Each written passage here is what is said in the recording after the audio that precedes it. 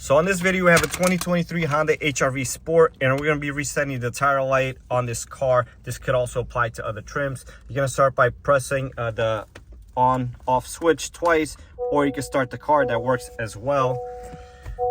Now, if you have the tire light on, it would be displayed in your messages right over here, as well as your indicator right down here. On this car, it's not on, but we're going to be going step by step how to reset it anyways.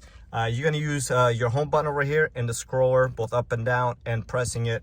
So we're going to start by dismissing these messages by pressing the home button a few times. All right, and now we are at this menu over here. We're going to go to settings. You have all this stuff over here. If you happen not to be at settings, you just have to keep scrolling until you reach there.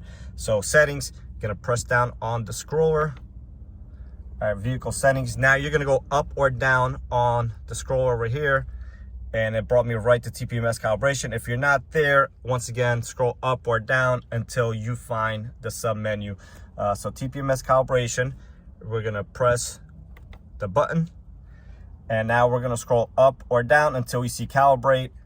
And we're gonna press the button one last time. And you can see calibration has started. And that's all you need to do. Obviously, this needs to be done after a rotate or after you set and adjust the tire pressure at any time. With that being said, guys, that's all for this video. Please like, comment, and subscribe to the channel, and stay tuned for more videos just like this one.